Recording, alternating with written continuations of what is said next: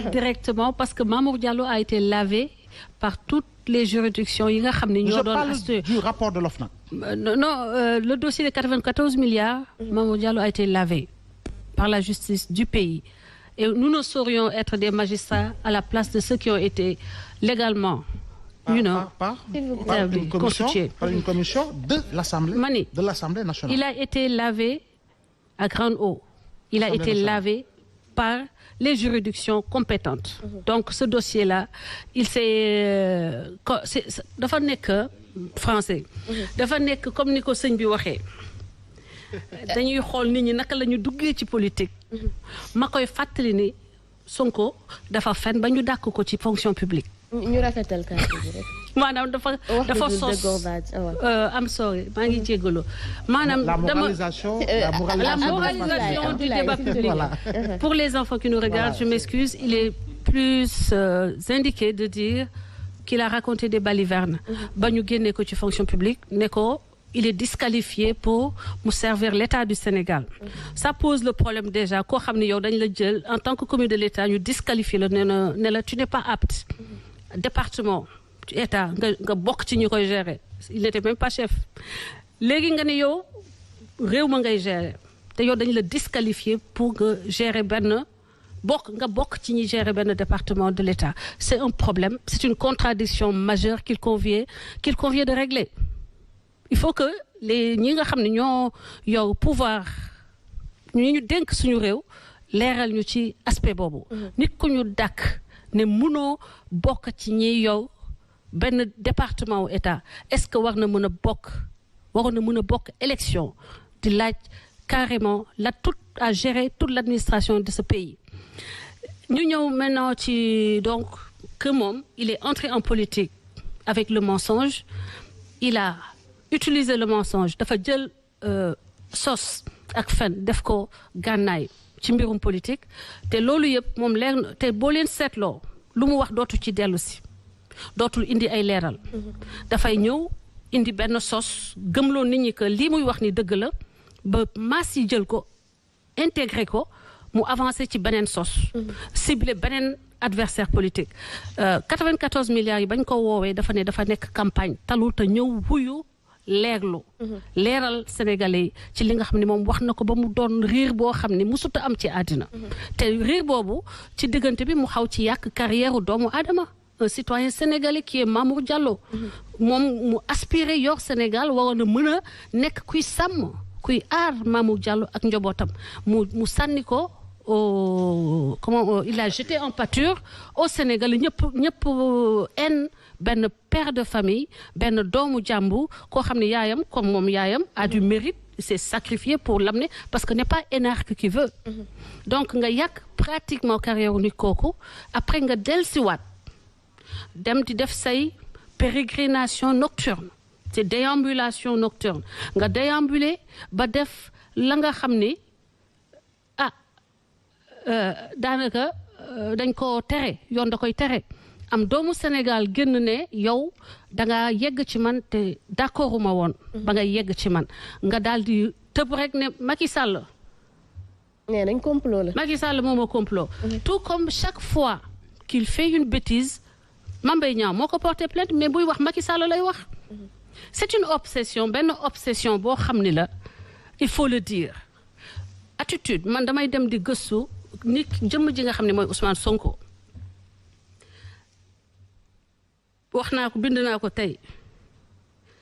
dafa am benn problème boo xam ni da koo am c'est que mënul am dimension wu moom Ousmane Sonko ki mu doon ci biir askanu Sénégal. c'est-à-dire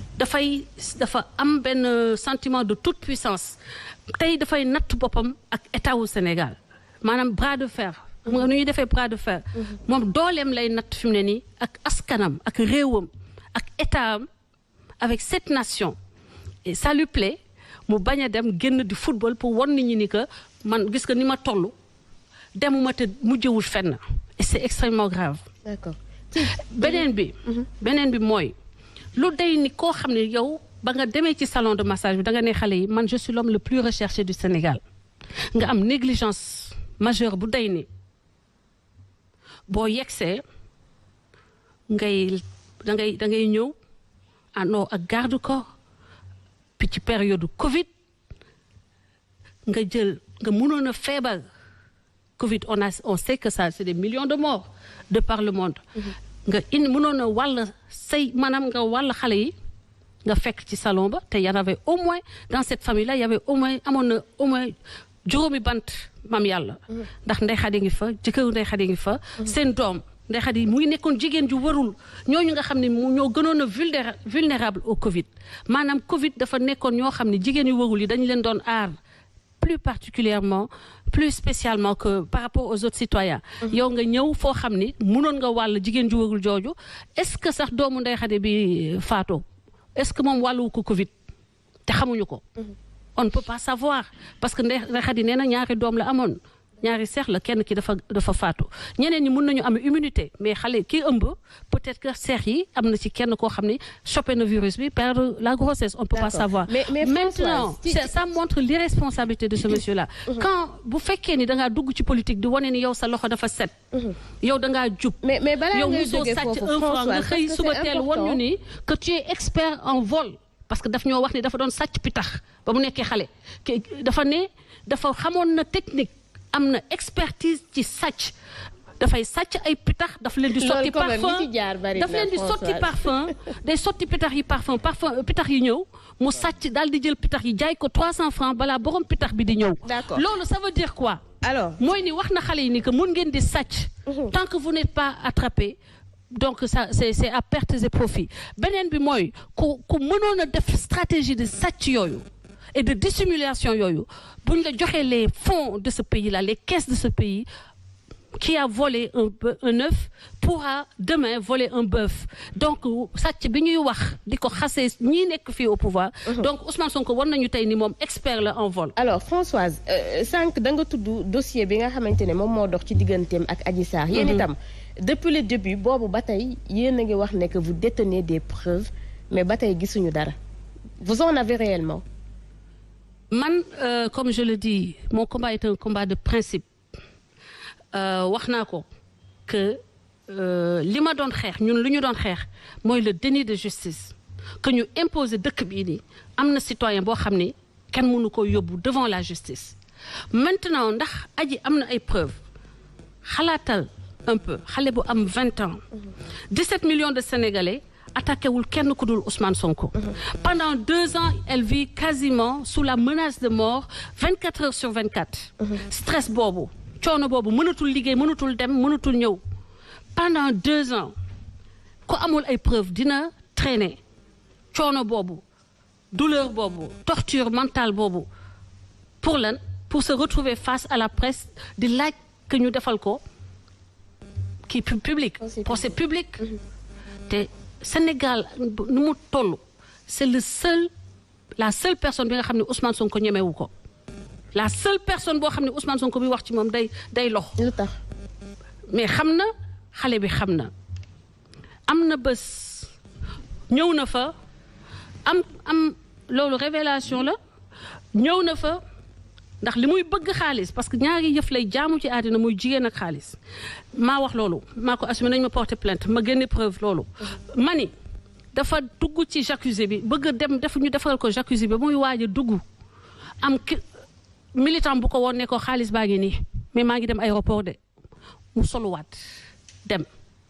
xam nga dafa doon contrôler xale yi buy ñëw saa yu ñëwee day laal sax perruque yi lambatu xool ndax micro dugaluñu la micro lambatu xool sa yaram muy palpé islam may na góor di palpé jigéen day palpé xale yi waaw day palpé xale yépp yi ci salon bi palpé seeni perruque xool perruque yi ndax am na micro wala caméra bu ñu fa def jour boobu ba mu demee ba ñëw jógee aéroport jëli xaalis ba mu ñëwee palpé wul donc comprendre nga wax bu yegg dafa ci yegg dafa ko moom ba mu demee jour boobu ba mu ñëw palpé wul